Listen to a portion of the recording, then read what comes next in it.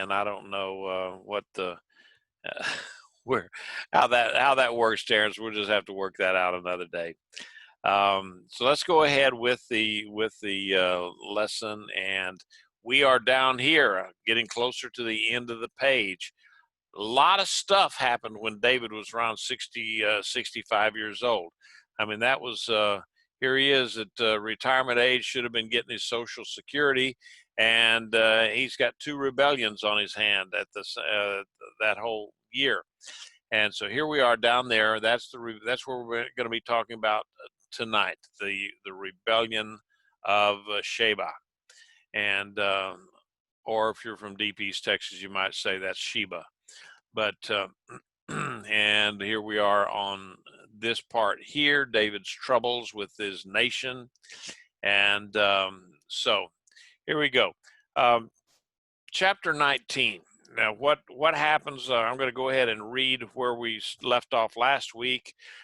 That's going to be now verse 8, chapter 19, verse 8. Now arise, go out, and speak to the heart. This is Joab talking to David. Speak to the heart of your servants, for I swear by Adonai that if you do not go out, not a single man will stay with you tonight, and that would be worse for you than all the evil that has befallen you from your youth until now. So the king arose and sat in the gate. And when they told all the troops, saying, see, the king is sitting at the gate, all the troops presented themselves before the king. Meanwhile, Israel had fled, each man to his tent. All the people throughout all the tribes of Israel were at strife, saying, the king has delivered us from the hand of our enemies. He saved us from the hand of the Philistines. Yet now he had to flee from the land because of Absalom. But Absalom, who we anointed over us, has died in battle. So why are we silent about restoring the king? All right. So what do we have here? I want to start out. Of course, what we just read was where Joab sternly, I mean, very, very forcefully told David. He said, "Look, knock off this mourning that you're going over for Absalom. He was your enemy. He was a rebel. Yeah, he was your son, but he was also trying to kill you. And if you don't get out there and tell your troops you appreciate what they were doing, then they're going to abandon you, and then that's going to be worse than you were before." And so David said, yeah, you're right. So he got up and went to the gate. Now, what I wanted to do tonight is to do a rabbi trail here, just a little bit. And we're going to go back to this screen here in a second. But I want to look at these ancient city gates and why this was significant. What was the deal? I mean, we just said, yeah, so what? He sat at the gate. What does that mean? Well, there are, I've got a little bit here where it's talking about the biblical references to the gate. You know, you remember that Lot sat at the gate of Sodom. That meant that he was a government bureaucrat, some kind of a muckety-muck in the city of Sodom. Abraham bought the cave at Machpelah for when Sarah died. How did he do that? He transacted that at the gate at Hebron, and that's where all of the city fathers were. And Boaz, that's where he took responsibility for Ruth at the Bethlehem gate. Each of these walled cities had a gate of some sort, and so. Let me, there's in the notes that I'm going to put out tonight, I've included an article from Haaretz in Israel, and it talks about what's the significant, when King David sat in the gate, what did that mean? And gates in biblical Israel were not just a doorway into the city. They were where prophets cried out. They would sit there, and because people went in and out and so forth, and the kings would judge the people there. That's the court was there. People met for commerce, and like up in the city of Dan, where I told you we were. And one of these days I'm going to find that picture of me sitting up there at the city gates. Um, but um, the some of these biblical references, it says Lot was sitting at the gates of Sodom. That's in Genesis. And says to modern ears, the description of a gate, the gates, it sounds like it is kind of curious, but in biblical times, a gate or gates, they were not just a passageway through the defensive walls of the city. And I've got some pictures here to show you in a second. It was typically a massive and often complex structure consisting of an outer gate and an inner one, providing a second line of defense with the space in between. Now, let me show you. I've got a picture. Here's a picture of one at the ruins of Lachish, and you can see this. This is where they would enter in to the city. Okay, and you see this over here. Well, that's not the gate. Um, that's just where they would come in. But here's the gates, right? This structure right here that you can see on the screen. Can everybody see where my pointer is circling there? And these are the gates here. These areas here. What that would do, you would allow, if you were under siege and so forth, and somebody was attacking, you could put your troops in there, and it would make it very difficult for someone to come in here. If you got troops on either side with spears, and as you came through there, they could poke you with those spears. And but then if you weren't at war, they used these areas for commerce, for government functions, maybe collecting taxes at the gate or something like that. So they were a functional part of the city. And it says that a lot of life took place in between these gates. So it was like a town hall and a law court and the city park and a marketplace and a park bench. Sometimes old men would just kind of sit out here on the outside. They'd find them a little piece of shade someplace, and they'd sit on benches on the outside. And so it was a place to kind of gather and talk about what was going on in the day. And here's the gate complex at Hatzor. And so you can see that if someone was going to come in, they couldn't just rush in headlong. They had to come along this wall right here, a very narrow walkway into there, and then they would have to turn the corner. So troops, if they were coming in some kind of a formation, a phalanx or something like that, they couldn't really do it. They would have to go in almost single file to get in here and then make the rush into into the city. So and you've got all of these things here that the people would, the soldiers, the defenders could get into, and they would even have arrows, bows and arrows and so forth that they could use to defend the city. And all right, now here is at Dan. Okay, Tel Dan, and that's up in northern Israel. And this place right here, that's probably where the king or whoever was the head man at Dan would have sat. Could have put a little canopy over that to keep him from keep the sun off and make it a little bit shadier and so forth. And then over here on this side was just a long bench that the city officials would sit over here. And there was really you could probably put 10 or 12 men on because it extended out a good bit to your right there if you're looking at this screen. And so that's what that looked like. All right. Now, so um, let's say in Hebron, that's in south of Jerusalem. Uh, that's when the second millennial BCE, when Abraham negotiated the purchase of the cave at Machpelah for Sarah, and the witness, the agreement was witnessed, and the deed was done there.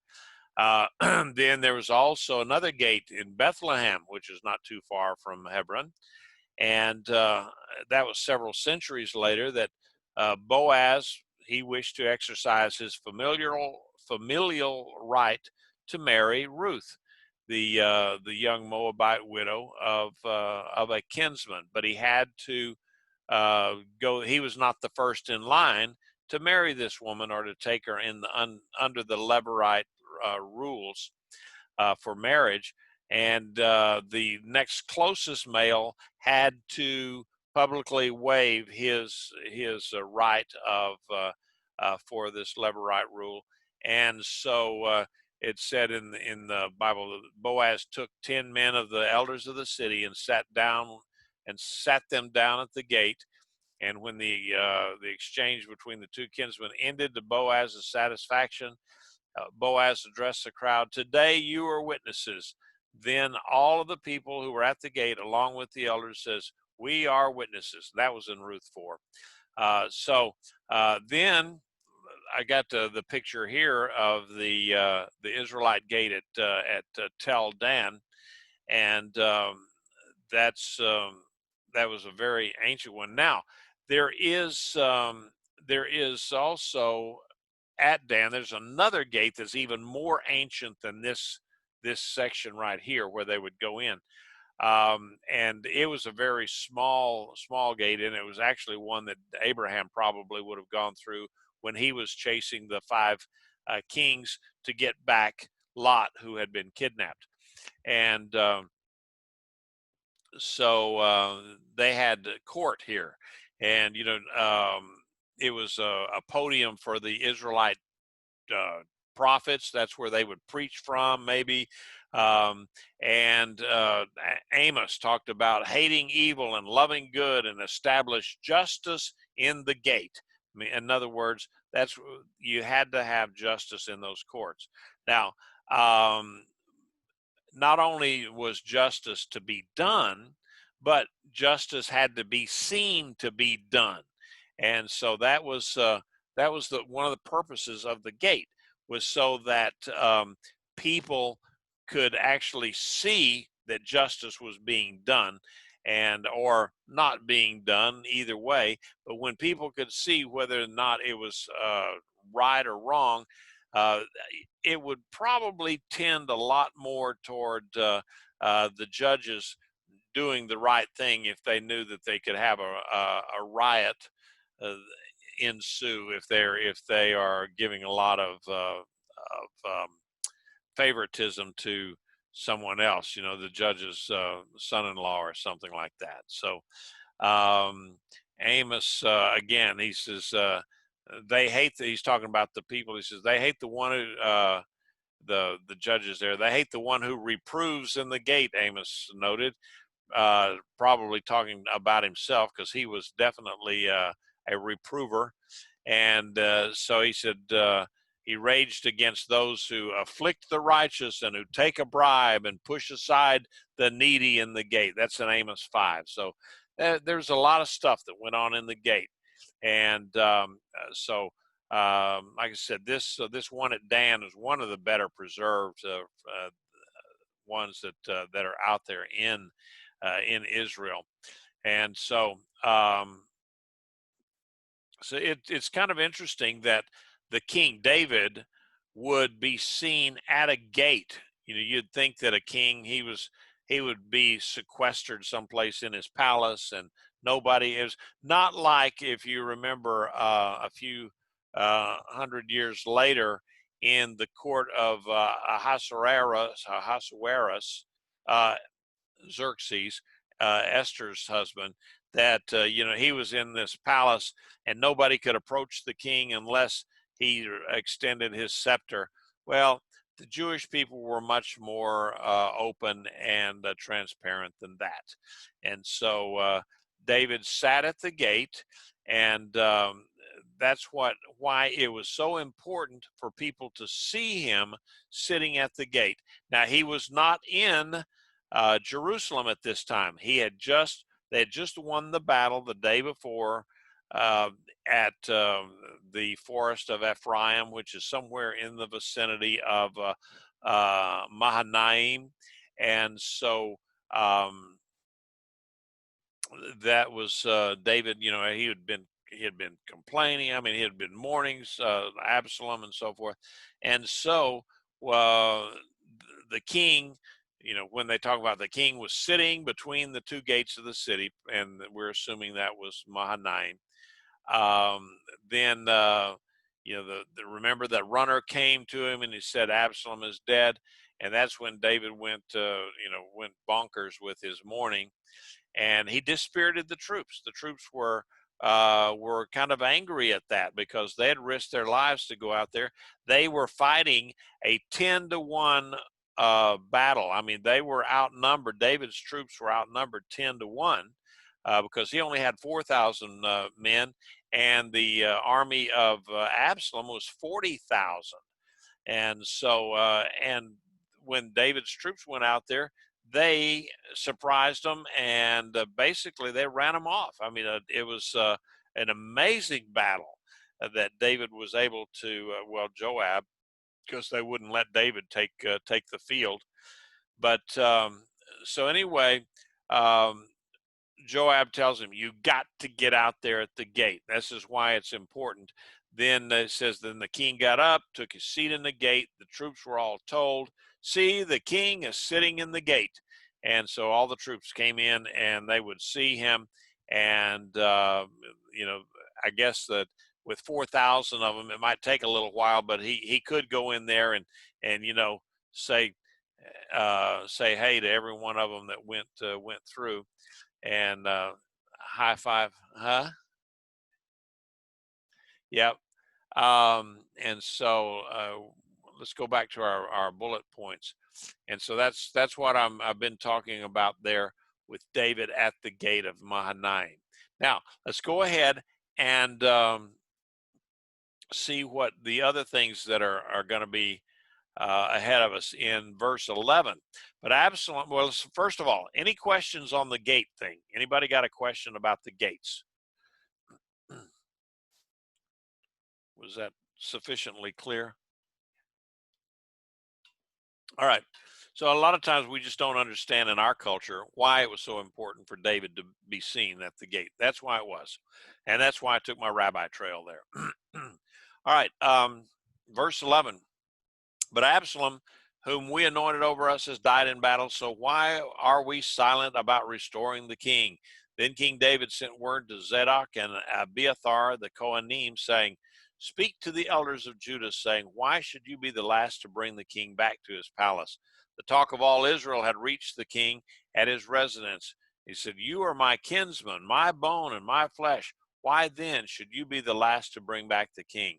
Also say to Amasa, are you not my bone and my flesh? May God do so to me, and even more, if you do not become my army commander before me continually in place of Joab."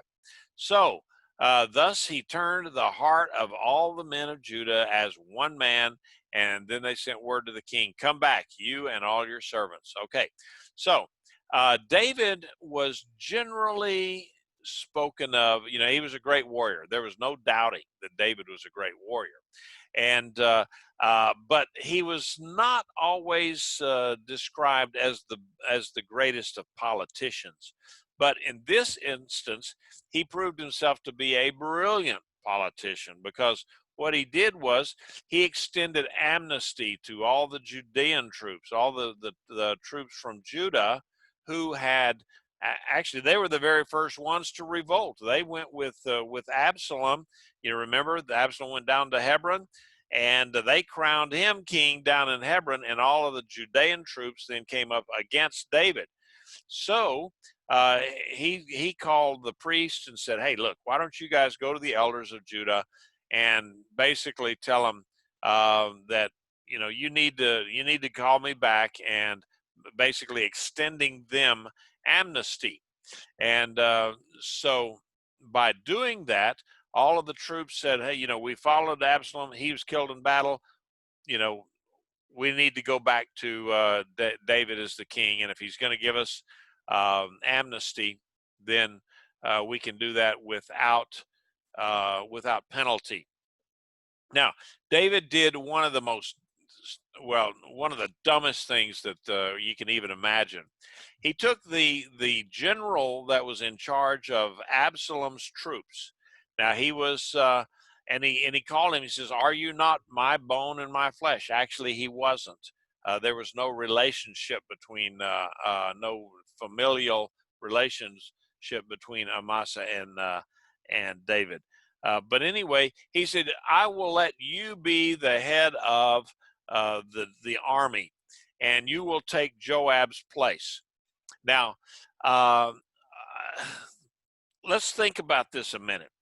Amasa was in charge of 40,000 troops, and he came on David, who basically those guys left Jerusalem in the middle of the night in their underwear to go to escape from Absalom. They were not well armed. They didn't have their everything that they needed, and so they were holed up in this town of Mahanaim. They were refugees, and yet when they did go out to battle with outnumbered 10-1, David defeated the troops under Amasa. So, and they ran like rabbits. And so here now, David said, "Well, I'll make Amasa the guy that the incompetent fellow that led Absalom's troops. I'll make you my commander." And so there's a lot more that goes on into that. You got to be thinking, because Amasa was absolute incompetent. And so, but remember now, Joab had killed Abner. That was the general under Saul. And David had wanted Abner to be his friend and a confidant and so forth. And Joab couldn't have that. Joab is very good at taking care of his position. And then what did he do? David said, "Deal kindly with Absalom," and Joab, I guess he did. He killed him quickly, you know, with a spear through the heart. Well, three daggers through darts through the heart it was, and then 10 men to run their spears into him. So Absalom didn't last very long, and so he had that against him. And then David is mourning his son Absalom, and Joab just jumped all over him about that and told him, "Look, if you don't stop this foolishness, then the troops are going to abandon you." And he just was very, very stern and talked very sternly to David. You wouldn't really think that a guy could do that, but they were cousins, so or some nephew or uncle. I always forget which one they were, but they were very, very closely related. And so uh, anyway, the upstart of it was that David said, "Okay, we're going to put Amasa in charge," and so you got to hand it to Joab. He never wavered. He never decided, "Well, I'm going to take my marbles and go home." He stayed right there with David through the whole thing. So then in verse 16 it says, "So the king returned and reached the Jordan. Meanwhile, Judah came to Gilgal in order to meet the king, to escort the king over the Jordan. Then Shimei, son of Gera, the Benjamite, who was from Bahurim, hurried and came down with the men of Judah to meet King David, accompanied by 1,000 men from Benjamin. Also Sheba, the servant of Saul's household, with his 15 sons and 20 slaves, rushed to the Jordan ahead of the king. They ferried across the ford to bring the king's household, and they did whatever seemed good in his eyes. Now Shimei, son of Gera, fell down before the king when he was crossing over the Jordan, so he implored the king, "Let my Lord not hold me guilty, and remember the iniquity that your servant committed on the day my Lord left to Jerusalem. Let the king not take it to his heart, for your servant knows that I have sinned. So behold, I have come today, the first of all the house of Joseph, to go down to meet my Lord the king." But Abishai, son of Zeruiah, answered and said, "Shouldn't Shimei be put to death for this, because he cursed Adonai's anointed?" But David said, "What have I to do with you, sons of Zeruiah, um, that you should be my adversary today? Should any man be put to death in Israel this day? Don't I know that today I am king over Israel?" So you remember, all right, here the Judean army, they meet him at the river, and then there's 1,000 men from Benjamin. Benjamin was the tribe of Saul, and they had been against him. And then you got Sheba. Remember, Sheba was the servant of Saul that was taking care of Saul's son Mephibosheth, and then he told David that, "Oh yeah, Mephibosheth, he's abandoned you. He went over to Absalom in a heartbeat, thinking that he would be promoted and get all of his stuff back." And so basically he lied. And and then Shimei, remember, Shimei was the guy that was cursing David and throwing rocks at him, and at a distance now. And they wanted to kill him then, but David said, "Nah, just let him go." And so all of these guys are coming down there, just so afraid of everything. Boy, they're bending down, and they're kissing his feet and so forth, because they know, okay, he's coming back, and it does not look good for me, because I messed up. And so they're all trying to get into his favor there. And so David forgave all of the Benjamites, uh, and they had taken his downfall as kind of a sign and punishment for taking Saul's place from the throne. And we talked about Shimei actively opposed David, and Sheba was a liar. He misled David, and the idea that David had not supported him, or Mephibosheth had not supported him, and Mephibosheth showed up, and it said that he had not. We'll see that in just in the next verses, but he didn't groom himself or do anything as an expression of grief for David being in exile.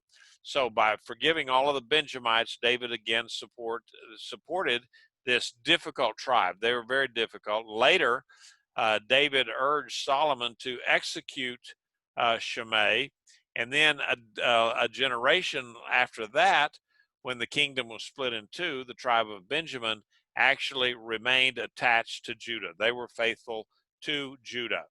And so going ahead with verse 24.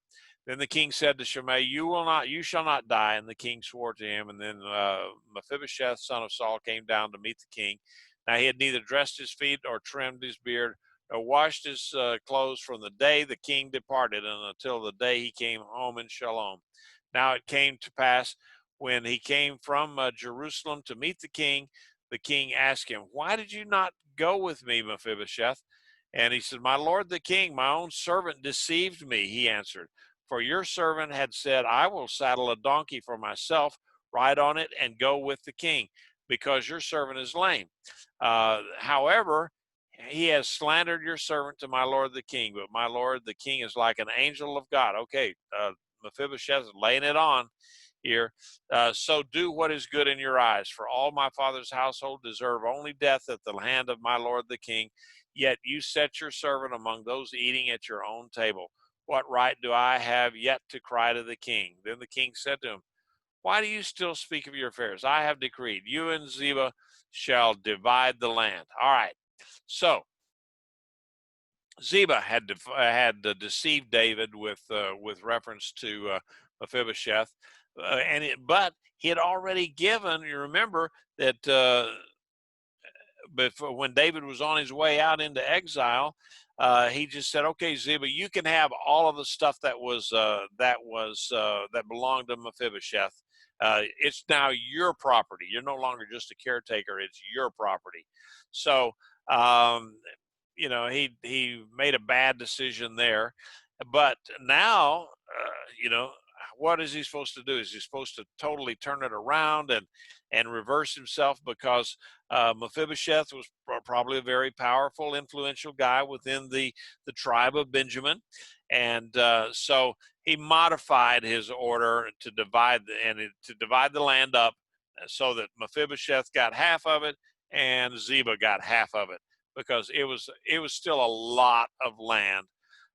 So I mean, Mephibosheth would have been taken care of. Ziba would still be wealthy. So he kind of made a bad of a made he made a decision that was maybe wasn't perfect, but as best he could do. So the first, anybody want to say anything? Just jump in here. Okay.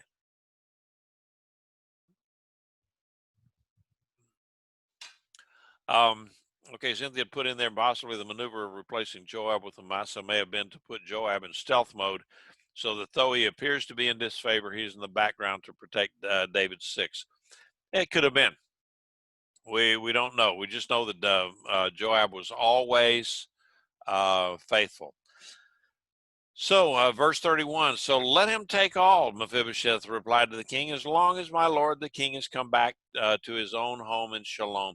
All right, that is typical ancient Middle Eastern uh, rhetoric. That everything is over the top in praise and then self-deprecation and so forth.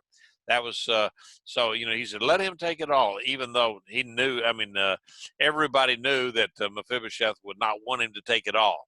All right, so that's there again. That is ancient Middle Eastern hyperbole. Then Barzillai, the Gileadite, came from Rogelim, and he approached the Jordan with the king and escorted him across. Now, and this goes on, and he wanted Barzillai, who was an ally, to come over to him in Jerusalem and be in his court. But he said, "Look, man, I'm 80 years old. I don't want to do this. Here, can you take this guy with him?" And it was Kimham, which was it's not stated in the Bible, but extra biblical. That was the son of Barzillai. So anyway, this ally of David was going to be given a good position, but he said, "No, I don't want to do that because I'm old. I just would soon stay home and be in my." Because I'm old, I'm going to die soon. I would really like to die at home. And, who can blame him for that? And David saw it and said, okay, good. Go in peace. That's great. And so, going ahead in 41, then the king crossed over to Gilgal and Kimham, and all the people of Judah crossed over with him. And also half the people of Israel escorted the king over.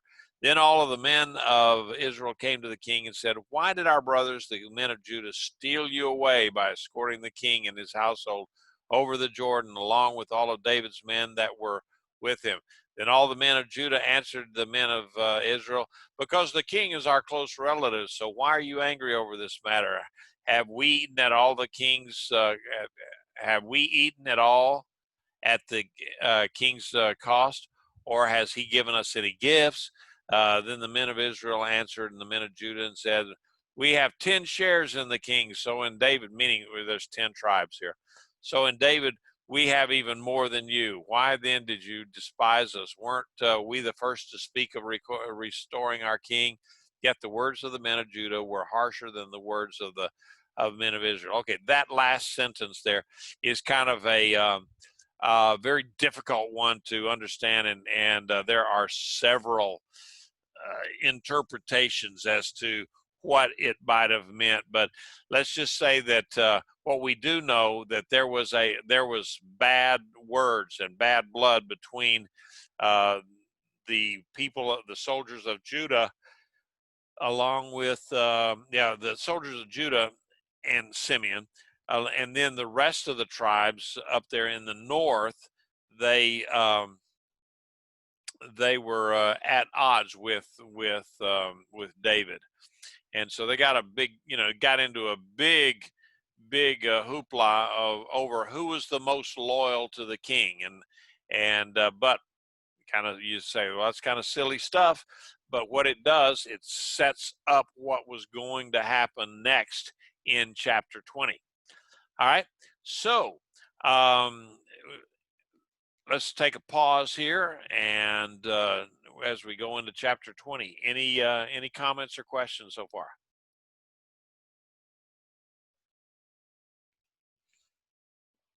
All righty then. Verse 1, chapter 20. Now a worthless fellow happened to be there, a Benjamite named Sheba, son of Bichri. He blew the shofar and said, we have no portion in David, no inheritance in the son of Jesse. Every man to his tent, so Israel. So all the men of Israel withdrew from following David and followed Sheba, son of Bichri. But the men of Judah kept close to their king from the Jordan to Jerusalem. All right. Now this new rebellion was the direct result of the bitter words exchanged, between these two factions. Josephus tells us that Sheba's actions occurred while these rulers, the men of Israel and those of Judah, were disputing with one another.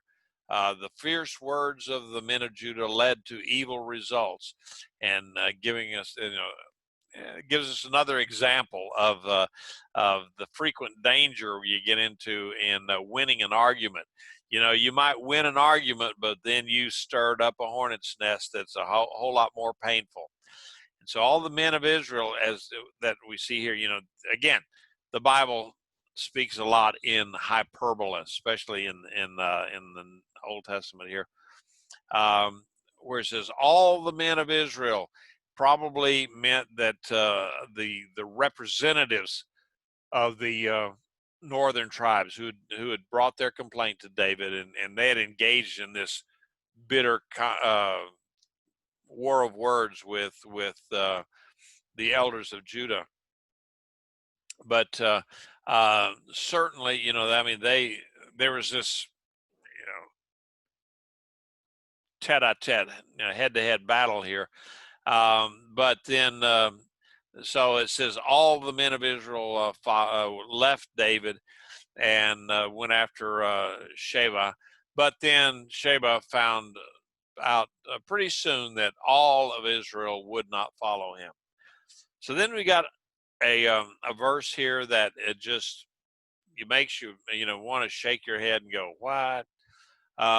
Verse 3. Now when David arrived at his palace in Jerusalem, the king took the 10 women, the concubines whom he had left to take care of the palace, and put them in a guarded house. He provided for them, but did not cohabit with them, so they were confined until the day they died, living in widowhood. All right. David had a predicament here. These women had been defiled by Absalom, and so now he couldn't really take them back. If Absalom had taken them, which was a sin, that would maybe make them, in some people's minds, that would make them his wives.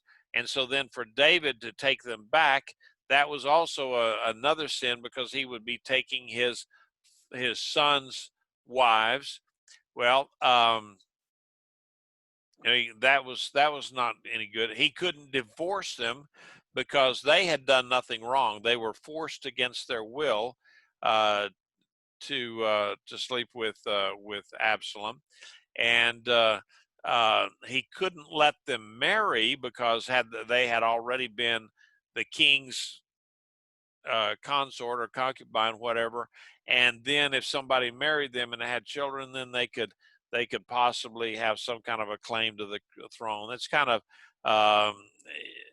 that in a way that's kind of bogus, but we don't really think in the way that the ancient Middle Easterners did. And um, so David, what he did really and truly, I think is pretty harsh. Uh, he took them but it was not out of keeping with what was done in the ancient Middle East and during those times, because the wives of a king who had died, um, they would at that point they were widows, but then they would stay widows for the rest of their lives. They would not be allowed to remarry. And so these ladies here, basically, yeah, they were taken care of, but they would never have the option of ever bearing children and so forth. So that was kind of a sad thing for them, and that just one little verse there that kind of shows us David sometimes was uh, was not all that compassionate, but he was going with the norms of the day, and I don't condone it, but I can understand where he was coming from on that. Verse 4, then the king said to Amasa, summon to me the men of Judah within 3 days and be here yourself. So Amasa went to summon Judah, but he took longer than the set time that he had allotted him. Then David said to Abishai, now Sheba, son of Bichri, will do us more harm than Absalom. So take your Lord's servants and pursue him, lest he find for himself fortified cities and escape from our sight. So Joab's men went after him along with the Kerethites, the Pelethites, and all the mighty men, and set out. I guess the mighty men, those are all the Green Beret Special Forces, SEALs and stuff. And they set out from Jerusalem to pursue Sheba, son of Bichri. And when they were at the great stone that is in Gibeon, now Gibeon is not very far from Jerusalem. In fact, they could have made it in less than a day. Amasa came to meet them. Now he finally shows up. Now Joab was dressed in his military uniform, and over it was a belt with a sword in its sheath fastened on his waist. And as he stepped forward, it fell out. Then Joab said to Amasa, is it well with you, my brother? With his right hand, he took Amasa by the beard to kiss him. Okay, now let me just explain something right there. Joab, when they said he was going to kiss Amasa, he grabbed his beard. What that meant that's what they did in those days. They would not do the doing mwah, mwah, kind of a kiss, on either side of the face. They would take the end of the beard and kiss the end of the beard, and so that's what he was doing. All right, so. But Amasa took no heed to the sword that was in Joab's other hand. So he stabbed him with it in the groin and poured out his entrails to the ground and did not strike him again, for he died. Then Joab and his brother Abishai pursued Sheba, son of Bichri. Meanwhile, one of Joab's young men stood over Amasa and said, whoever favors Joab and whoever is for David, let him follow Joab. Yet Amasa lay wallowing in his blood in the midst of the highway. So when the men saw that all the people stood still, they dragged Amasa from the highway into the field, threw a garment over him, because he saw that everyone passing by him paused. Once he removed him from the highway, everyone passed on, following Joab to pursue Sheba, son of Bichri. All right. David knew that he had to deal with Sheba immediately before he was allowed to gather more troops. He told Amasa to gather his troops and pursue Sheba, but he was slow to get it done. Remember, Amasa he was no ball of fire. Then when Sheba finally showed up to go into battle, David had already sent Abishai, which was the brother of Joab, and so when he approached Sheba, his sword fell out somehow or another, either by accident or maybe on purpose. His sword fell out of its scabbard. Now, this would have been probably one of those little short swords, maybe more like something like this for a close-in battle, rather than one of those um, great big swords like I don't know, some of the guys would have had. Can't think of the person that I'm wanting to talk about, but a big sword. This would have probably been more like a dagger or something that fell out, and so Joab just reached down, picked it up with his left hand, and went on, and he grabbed the beard of Amasa. And so Amasa was clueless. Remember, he just wasn't he was not the sharpest knife in the drawer. And so when Joab came up to him, he didn't even think about, hey, he's got a sword in his left hand, and didn't even think about it. So with that, at that moment that he was going to kiss Amasa's beard, Joab took the small sword, the dagger, and hit him in the gut with it, and thrust and just basically disemboweled him, killing him almost immediately. And so then they took Amasa's body, because the people would not cross over where he was standing, where he was laying in the middle of the road. They wouldn't cross over. So some of Joab's men said, okay. They grabbed him, hauled him off of the road out into a field, and they covered him up with some kind of a garment. And then the people would go ahead and march on by and follow Joab. All right. So then now he went through all the tribes of Israel to Abel at Beth Maacah. That's where they ended up. And they besieged there's a lot of reading there, but basically they besieged the city. And while they were in the siege mode, because Joab had gathered troops all the way up, these Israelite troops, the people around, they followed Joab because they could see which way this was going, and so they wanted to be on the right side. And so he had a massive army by the time he got up there, all the way up in the north. And in fact, I keep forgetting. Okay, and this is where David was sitting. This was where he was hiding out. Was up here in Mahanaim. Okay, pretty place. But so here we are. These are the major points in chapter 20, and here's the map. All right, this is where they started out. They were in. This is where Sheba rallied the army against David, and then David went on down to Jerusalem, kind of reorganized, and then here at Gibeon was where Amasa met his end at the hand of Joab, and then they started chasing Sheba all the way up, and they went. Here it is, all the way up here at the very top of Israel, and this land here now in today's world, just right, that little brown line and so forth there, that is Lebanon in today's world. Okay, so this is the very northern edge of Israel, but even back in those days. And so that's where they were, and that's where we're taking place right now in this part of the story. And this is what Beth Maacah looks like today. It's a big mound. That's where the city was. It was fairly well fortified, and it's a nice area. It's really there's a lot of crops there. A lot of things grow really well there. It was just a beautiful place when we were up there.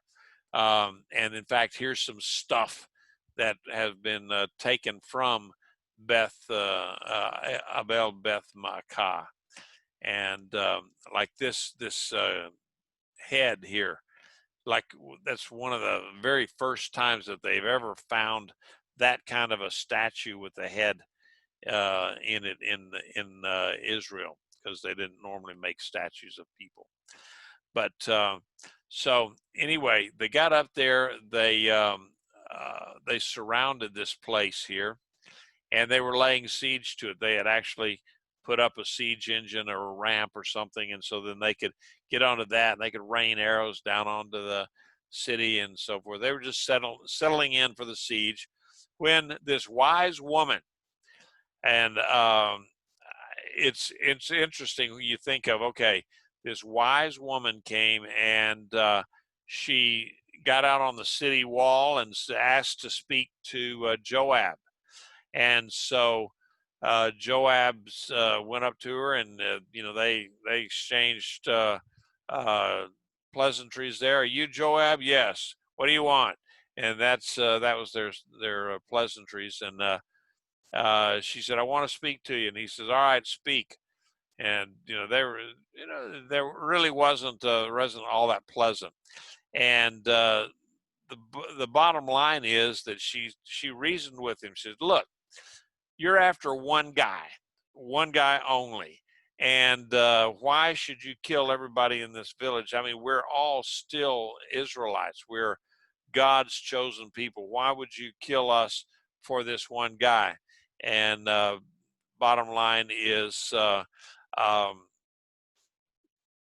Joab said, yeah, you're right.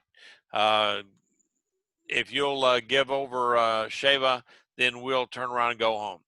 And so the next thing you know, they told that she went back and told everybody about it, and Sheba lost his head.